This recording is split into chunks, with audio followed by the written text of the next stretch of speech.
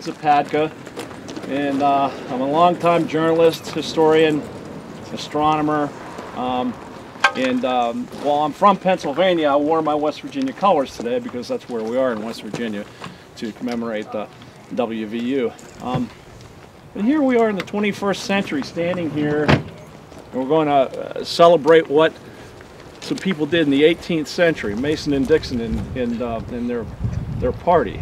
And I got to thinking, well, I mean, look how this is today. Nice mown grass here, in a noisy car on the road. And what it was like if we were here in 1767 when Mason Dixon were working back there. And you know, family's got a family dog here. But back at that time, and you can find it in the writings of the time, there were wolves, there were a lot of bears, there were mountain lions, whether you want to call them panthers or mountain lions, and it was just generally dangerous to be out in the woods. It's not like it is today. People who followed Mason and Dixon and continued the line to its ending at its southwest corner, and Colleen likes this, they wrote about the rattlesnake and the poison vine. Well, we don't have rattlesnakes anymore, but we sure do have the poison vine. So there's a lot of things that were really different back then. But this is now. So how many people here think the Mason-Dixon line has anything to do with the Civil War? Anybody ever hear this? Well, that's good. Late in its history. That's good. Because the Civil War was 1861 to 1865, and we're talking about October 8th to October 20th, 1767. It's even before I was born. It's hard to believe. So, Mason and Dixon, why were they involved in this? Why did they come here? Well, we're going to find out as we go along. Jump in with questions, because as I get older I forget a lot of things. I forget to tell you things, so yeah, I'm sure my cohorts will remind me of some things here too. But we're gonna walk over this way and stop at the West Virginia historical marker sign and briefly talk about the significance of that. But just to get you started, Mason and Dixon were property line surveyors. This was a property line, and they started back east, surveying the property between the Calvert family of Maryland and the Penn family of Pennsylvania, which at the time also included Delaware. In other words, if you go west out of Delaware into Maryland, you've crossed the Mason-Dixon line. But primarily the Mason-Dixon line is the southern border of Pennsylvania. Now some people are going to tell you it ends here, and I'm going to tell you no, it doesn't. The survey ended here, but the line does not. The line goes on to the southwest corner of Pennsylvania. We'll talk about that in a little bit. So let's go on to our first stop down this way.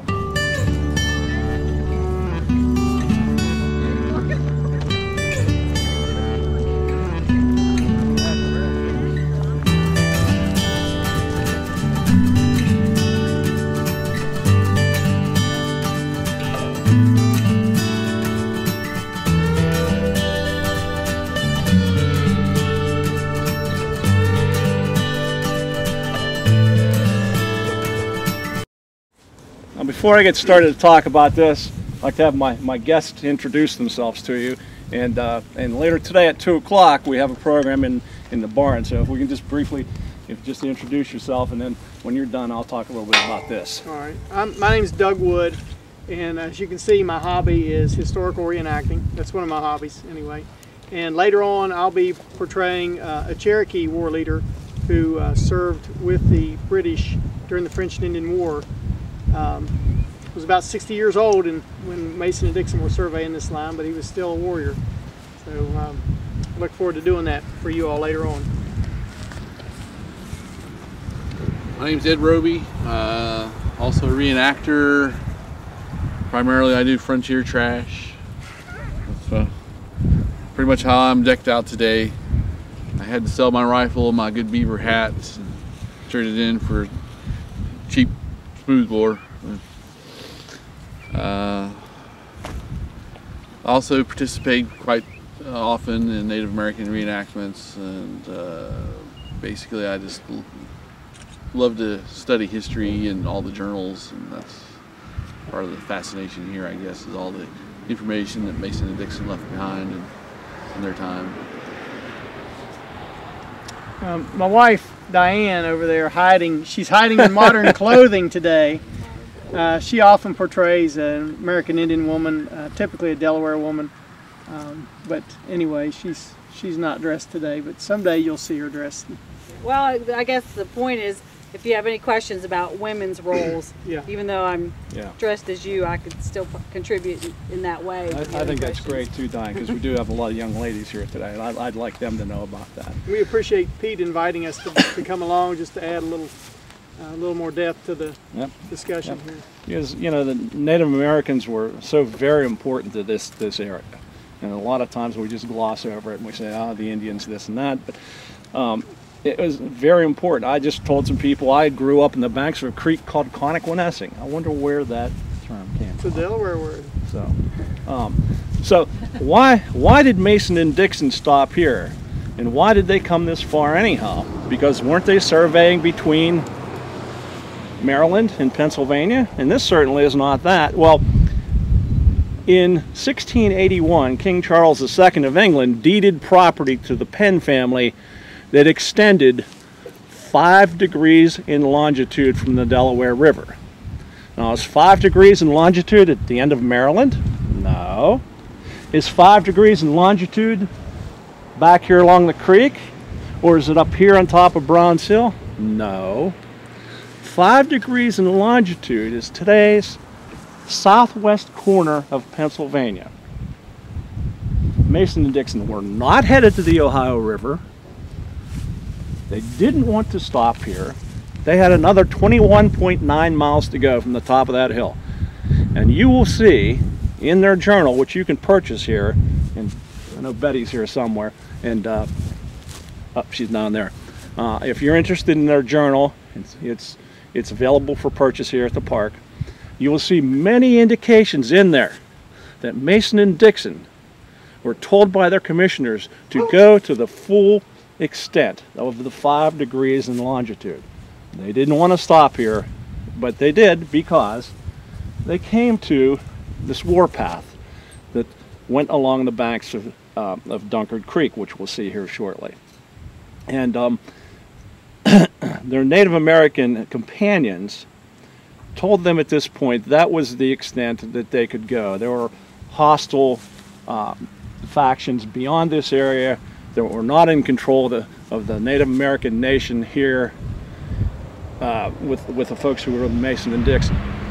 So they were told on October 8th, 1767, after they first crossed the first crossing of Dunkard Creek, the second crossing of Dunkard Creek, and the third crossing of Dunkard Creek, and guess where we're going? The third crossing of Dunkard Creek, where the Native Americans said to Mason and Dixon, effectively, not one step farther westward. Oddly enough, they did just a little bit. They went to the top of that hill, and I don't know if you're anything like me, and I'm looking at that hill, I'm saying, okay, Chief, this is far enough for me. I don't want to go up that. But they did. They wanted to go on top of this lofty ridge. So we came to this warpath, and this is where the survey, but again, not the line, ended. Because, and don't let me forget this later, I'll tell you who finished the line and when. But we'll move on now. I have a question. Yes? You said October 8th is when this why did it take them 10 days to get up there? I don't want to point out some errors in the West Virginia historical marker. There's actually a minor problem with this. But they did stay. It's a good question, too, because they stayed here for that period of time, from October 8th through the 20th, because they did astronomical observations. This is how they drew the line. They were able to look at the stars in a variety of manners, which is a little in-depth even for me as an astronomer. They could tell how far north and south they were, if they're going in a straight line or not. So, bless you. So through astronomy, the Mason and Dixon line was drawn, which is another reason I'm interested in it. But yeah, they were taking measurements here from October 8th through October 20th, and they finally set the last marker on top of Browns Hill, and they said, well, that's it, we've got to go back. So they went back. And for about 20 years, the line went unfinished, and that caused problems. But for now, let's take a nice leisurely hike. Pete, can I make a comment? Yes, absolutely. Maybe a question. I kind of look at a slightly different spin on what the Iroquois delegation was telling Mason and Dixon. I mean, they were telling Mason and Dixon, you know, this is the extent to which we can go. Right. They didn't say, you can't go farther. Good point. It was fear of the Shawnees and the Right. Delawares, who were very upset at the time that the 1763 proclamation line hadn't been established. You're absolutely right. And the other thing that adds to that is when the Mason and Dixon party crossed the Cheat River and again crossed the Monongahela River, a lot of their guys bailed. They were afraid to go farther. A lot of the Mason-Dixon survey team. And at that point, the Onondaga Council members, the Onondagas and the Mohawks who were appointed by Onondaga to accompany Mason-Dixon, they had confusion too about whether the trail there was the trail that represented the extent of their commission. Right. And they finally came to an agreement that they needed to go further. And then when they finally came to this war trail, they said, well, this is the extent of our commission to guide you guys. We can't guide you any further west from here. That's right. And the other thing that goes along with this and the fear of moving forward, at least amongst Mason and Dixon's men, is there's a place called Point Marion, PA, which you probably know of. It's where the Cheat flows into the Monongahela. Well, Mason and Dixon were kind of sly. While they're getting ready to cross the Monongahela and their men were very nervous about this, they sent the men to build a storehouse at present-day Point Marion to keep their instruments in. It was just a diversion to keep the men busy and not worry about that. But absolutely right, and this is why I like to have another voice here to point out things that, geez, it just.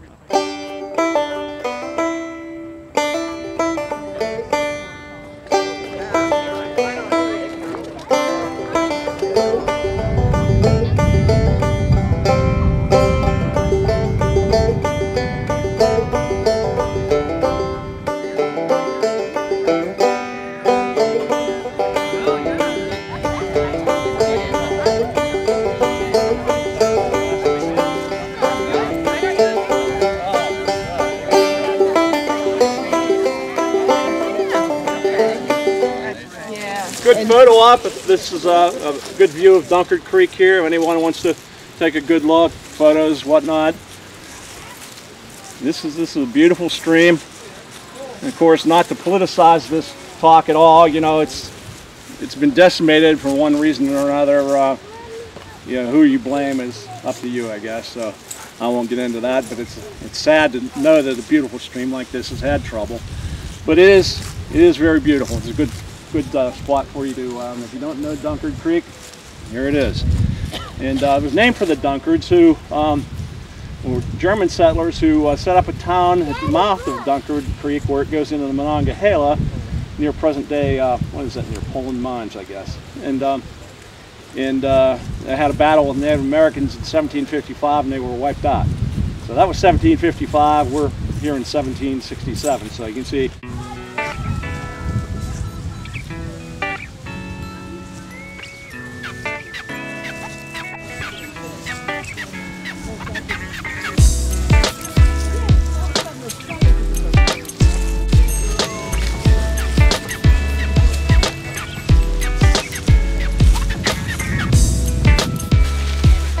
This is where the trail splits.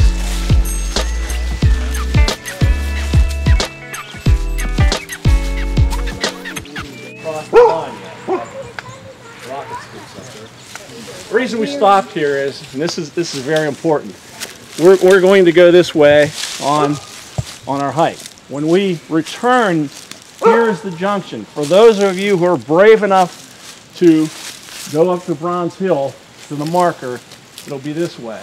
I don't know yet whether or not I can make it because my leg is really acting up, but I'm going to try. And if I don't and you still want to go, well, I'll pick somebody out of your group and give them the directions. You won't get lost. It's just a matter of going up here, you come to the clearing, you hang a left, get to the top of the hill, hang a left, okay. So it's not hard. So, but I wanted to stop you here for that reason. And Greg and I found these new signs here that we hadn't been told about, that this is now a wildlife refuge too, which is great. It's a great place to come and just see the animals and whatnot. But as you'll point out here on the sign, you know, don't frighten, chase, annoy, harass, or anything of the wildlife. So the other thing is that if you see any kind of rocks that are kind of like arranged or something, and you think it's cool or neat and you want to pick them up, don't. This is a sensitive area when it comes in terms of archaeology. I doubt that you'd destroy anything or discover anything, since this has been covered over pretty much, but you know, they kind of frown on that. So I love that we have a Pioneer shirt on here. That's cool too. And the other young lady's got a London shirt on over here, which is kind of appropriate because we're talking about the Englishmen Mason and Dixon. So, but anyhow, this is where we'll stop on the way back. And for those who are brave, you'll go that way, and those who are smart will go that way. So we'll continue on.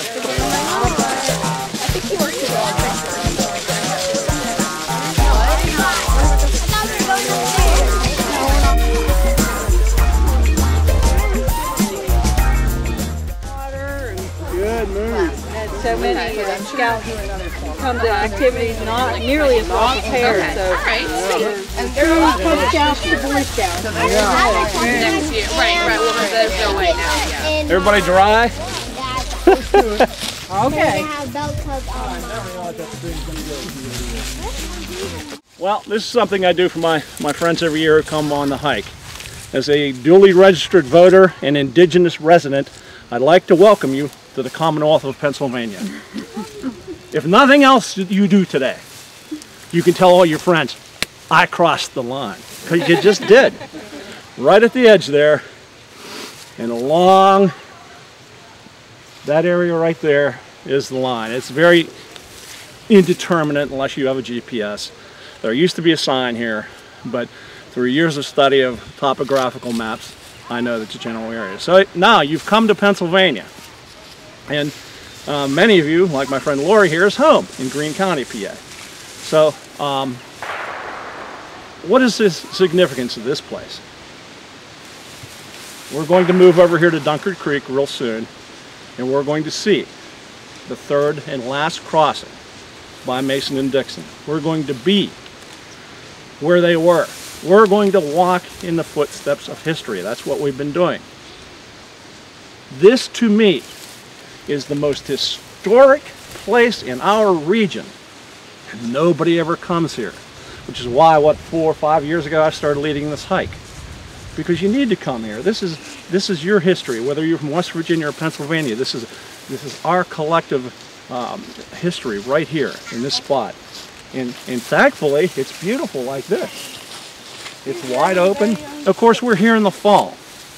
And maybe in the springtime you like to go for a hike. This place is just polluted with Virginia bluebells up here in the springtime. It's just a beautiful, beautiful area. So, please, come back when you can. This is a park that belongs to Monongalia County and to Greene County. We're still in the park, and we will be for a while. But now I'm going to take you over to the banks of Dunkard Creek, and we're going to talk a little bit about the significance of what went on here, how the Mason-Dixon line is not a dividing line. I like to tell that. And I'll tell you about who finished the line, and then who surveyed the line and made it the line between West Virginia and Pennsylvania. It's difficult to say what the area looked like then. There were probably virgin forests here, and the growth was probably a bit different than this. But here's your creek, and they would have crossed this for the third and last time, and somehow went on top of Browns Hill to put their last marker. But that was the extent of the distance Mason and Dixon went. So you heard me talk earlier about this is the end of the survey, but not the end of the line. Pete, what are you talking about? I mean, this is as far as they got. Well, I mentioned something about William Penn's family being deeded property that was to extend 5 degrees in longitude from the Delaware River. that is Pennsylvania's southwest corner, which you'll see on the marker on top of Browns Hill if you go up there, and of course it's rather weathered. 21.9 miles from the top of Browns Hill to Pennsylvania's southwest corner. So Mason Dixon did not make it that far. And at the time, the colonies were embroiled with a growing crisis with Mother England, eventually led to the American Revolution. And during that time, residents out here of Virginia, not West Virginia because it didn't come into being until 1863, and Pennsylvania were at odds, much like people were between Maryland and Pennsylvania. They actually fought. There was bloodshed over the land. Where are you? Are you in Virginia or are you in Pennsylvania? Virginia actually sent troops to Fort Pitt at the time and occupied it, renamed it Fort Dunmore. So there was a lot of growing tension over this, and as there was bloodshed back east between Maryland and Pennsylvania, there too was out here between Virginia and Pennsylvania. But Continental Congress said, look guys, cool it. We've got Mother England here we've got to work with, and we need you to be together effectively. So it wasn't until the American Revolution was over, and sometime after that, that there was the line was finished. There was a so-called ex parte line surveyed by two gentlemen whose names are escaping me right now, but I'm sure they'll come back to me. There's actually one stone still existing that I know of from that line. And it was a temporary line just so that, you know, we could get on with battling Mother England and not worry about it. So the American Revolution is over. Come 1782 or thereabouts, Virginia and Pennsylvania agree that their common border in this area will be the Mason-Dixon line, and that it will be run to its full 5 degrees in longitude in extent. So by then, Mason and Dixon are long gone. In fact, I think, I could be wrong, but I think one of them might have died by then, I don't remember. But they had some other people come in. David Rittenhouse, whose name you might know from Philadelphia. Andrew Ellicott, you may have heard of Ellicott City, Maryland. Well, these are some of the men who finished the Mason-Dixon line from here to the southwest corner of Pennsylvania. And they actually went a little too far. They set up an observatory, I believe, on Rice's Ridge over in West Virginia, 2 miles west of the corner. And there was another group of astronomers set up on the Delaware River over near Wilmington, Delaware, and they observed astronomical happenings like an eclipse of Jupiter's moon or whatnot, and they could tell from when these astronomers over there saw it to when the astronomers over here saw it, they could tell how far apart they were. That's pretty cool. You know, nowadays we've got GPS and whatnot. And so when the observations from Wilmington, Delaware were brought out here, Andrew Ellicott and his team said, we're too far west. They chained back to the current southwest corner of Pennsylvania and set the southwest corner of Pennsylvania at the end of the Mason-Dixon line, right? So what do now? They turn and they go 90 degrees to go due north. And this is very important because they surveyed that line, which is said to be Pennsylvania's, this is law, Pennsylvania's western border forever. The word forever is actually in there. So there's no way that Pennsylvania could actually go any farther west. This is interesting because it allowed West Virginia, when it became a state in 1863, to have that panhandle. Between Pennsylvania's southwest corner and the Ohio River, you've got a panhandle. And that's because the Mason-Dixon line ended where it does. And the north-south line is called, Pennsylvania's western border is called the Ellicott line, after Andrew Ellicott. So let's say you're in Greene County, PA, and you go trotting over to Cameron, West Virginia. What line did you just cross? The Ellicott line. So this is something you probably haven't heard before. Okay, so West Virginia becomes a state in 1863. Again, this time we're not in the middle of the American Revolution, we're in the middle of the Civil War. So West Virginia breaks away from Virginia, becomes a state, the Civil War is resolved, the country goes through restoration, and at some point West Virginia and Pennsylvania say, you know, we really should resurvey our common border. So it was fairly haphazard in places. So they employed a gentleman, and you may never have heard of this man's name before. And he's the guy that set the marker. If you go up the Bronze Hill, or anywhere along the West Virginia-Pennsylvania line, there are no Mason Dixon markers. Mason Dixon didn't haul big stones up over those mountains. The man who set the line, the Ellicott line and the Mason Dixon line between West Virginia and Pennsylvania in 1883 to 1885 is named Cephas H. Sinclair. So anytime, you know, I know there's some people here who said they live in Blacksville along the Mason Dixon line, anytime you see a marker, and there is one in Blacksville, there's some haphazardly arranged ones in different places. They're not like every mile is what I mean. They're set by Cephas H. Sinclair. So, you've come from Charles Mason and Jeremiah Dixon to David Rittenhouse and Andrew Ellicott, and now you have a man named Cephas H. Sinclair, who actually had a contemporary too, C.H. Van Orden, who only worked in 1883. So, this is how our common border between West Virginia and Pennsylvania came to be. And this is, to me, again, one of the most historic places in this region that, you know, nobody visits, but I'm glad you came with me here. I'm absolutely glad. I hope you're having a good time too. Now, what I'm going to do now is, because we had Native American companions then, and we do today, and I'll ask my friends to give a little insight on how things were from the Native American side back then, when this creek was crossed for the third time. So, the time that Mason and Dixon surveyed this area, there was a great deal of interest on the part of the Ohio Valley Indians at that time to find out just what's going on. They basically knew what was going on, and their issue was, especially the Delawares and Shawnees and the Mingos, or Ohio Valley Iroquois, their primary issue was, nobody's made a treaty with us about this land. The Indian men who are with Mason and Dixon are basically here representing the Six Nations Iroquois Indian Confederation. There are 3 Onondagas, 11 Mohawks. I think that's right. Does that sound right, Ed? There's about 13. And they are going with Mason and Dixon to make sure that the Onondaga Council's interests are represented. Now, they presume to represent the interests of the Delawares, the Shawnees, and the Ohio Valley Iroquois. But the Shawnees, Delawares, and Ohio Valley Iroquois don't necessarily think that they are appropriately representing their interests.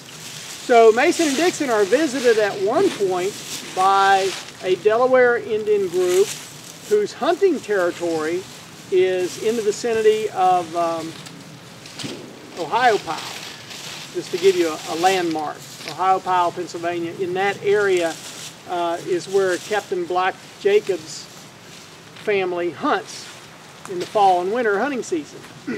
So they come south and meet Mason and Dixon in the vicinity of what is now Glade Farms, Pennsylvania, West Virginia area. There's an open area complex that Mason notes in his journal, large, extensive open meadows there. They meet them there and they try to find out what's going on. And then later, after Mason and Dixon cross the Monongahela River, they come across a party who is Catfish's party. He's another Delaware who hunts in the region of what is now Washington, PA. As a matter of fact, can anybody tell me the old original name of Washington, Pennsylvania? Catfish Creek. Catfish Camp at Catfish Creek. Yeah, that's right. It was named after this Delaware whom the English called Catfish, and his party hunted out of that area. Now, by hunting, they went extensively, looking for skins, looking for meat, fat from the bears, and so on and so forth, to sustain them through the winter months and to give them trade items to exchange with their English trading partners. So they had a great deal of interest in this line because it was in their traditional hunting lands. They were very familiar with the trails here, including the war trail that was crossed at this point. I might mention also that the Iroquois, there was another Iroquois war party that they met in the vicinity of this war trail, who were going south to battle the Cherokees, long-standing traditional enemies of the Iroquois, even though they were in the same language family. They had long-standing war going on.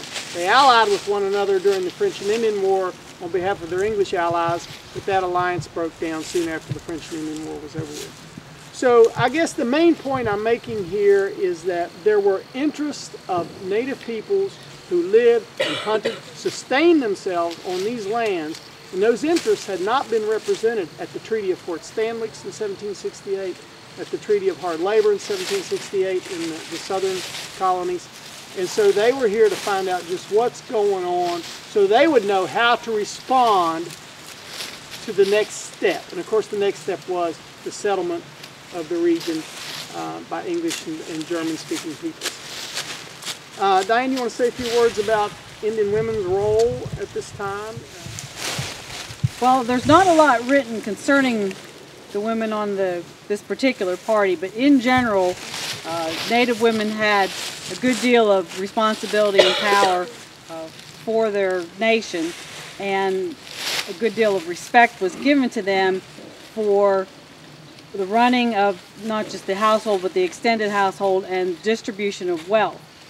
So because the matriarch of the family primarily owned all the property, and that she would be a driving force in trade, and she would be a major consideration when wealth would be distributed or lands would be in question, because this would be her property.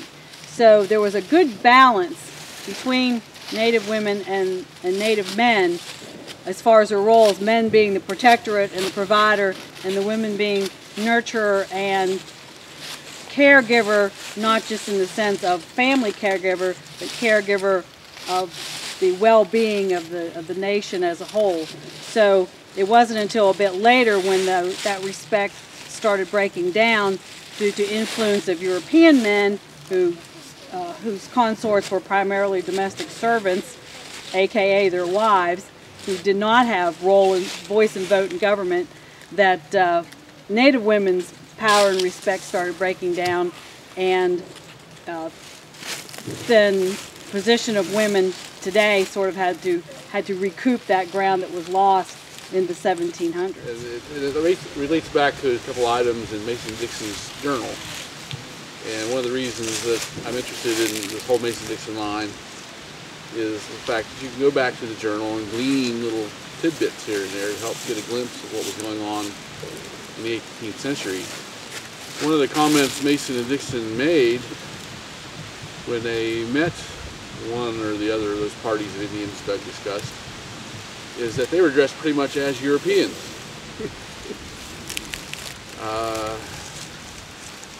Which, you could put a lot of interpretation into that. Some of the chief men maybe didn't actually wearing frock coats and whatnot, it's hard to tell.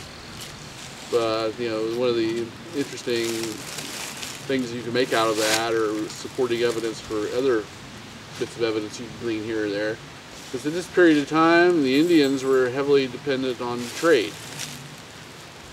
They've been trading with Europeans for the last 150 years or so. So, you might expect a Native American to be wearing buckskin and all that. But look at it, he's wearing a linen shirt. Linen shirt, wool blanket, wool breechcloth. It was a wool blanket, wool breechcloth. Actually exactly the same thing that I am wearing. And where does this stuff come from?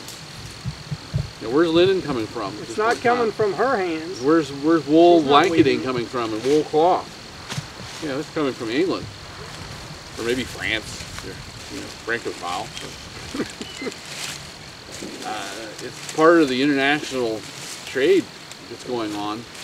The Native Americans are out there shooting deer, taking it into the trading post, trading it, and getting all the goods to which they become accustomed. So here are these guys running through the woods with surveying equipment on our hunting lands, where we get the skins that our wives then decide are traded for these goods that we've become accustomed to. And during this period of time, there are quite a few people who are living on the edge of the frontier or either engaging in the Indian trade, and a few of them are figuring out they can cut out the middleman and go out and shoot a few deer on their own. AKA frontier trash. That's what I was doing yesterday morning. I was out hunting deer, and as you see me now. Get anything? No, it was too windy.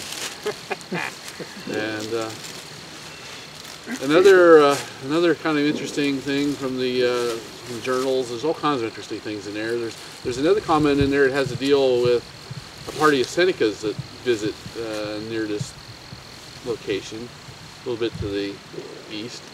Just past the Monongahela? Yeah. He meets a party of Senecas that are headed south to fight their enemies, the Cherokees. And he actually makes a brief mention of what they're carrying. Their blankets, their tomahawks, their guns, their kettles, and bows and arrows. So at this point in time, they're having guns. We all know that, but it's also evidence that they're still taking their bows and arrows with them on these long war parties. And I find that very interesting. About 800 miles between Seneca home country and Cherokee home country. And walking and canoeing 800 miles, one way. I think maybe one other comment I would like to make today, and maybe it's nitpicking, but you refer to this as the third crossing. That's the third crossing on the modern line. Right. The Mason and Dixon were headed west through here. They were actually about 210 feet to the south, which was the curvature of the creek. Actually puts the third crossing they talked about much nearer that stream that we crossed back there. And I mean, that's picking nits, but still, you really want to get an idea of where they were standing as they wrote that. One of the reasons they went on Browns Hill was to sight back. Yeah, they had to go up on the ridge to sight back to do their astronomical observations. So even though the Indians started complaining over around the cheat and kept on complaining pretty much all the way across here, they said, well, we're going up there regardless because we have to. There's so much of that.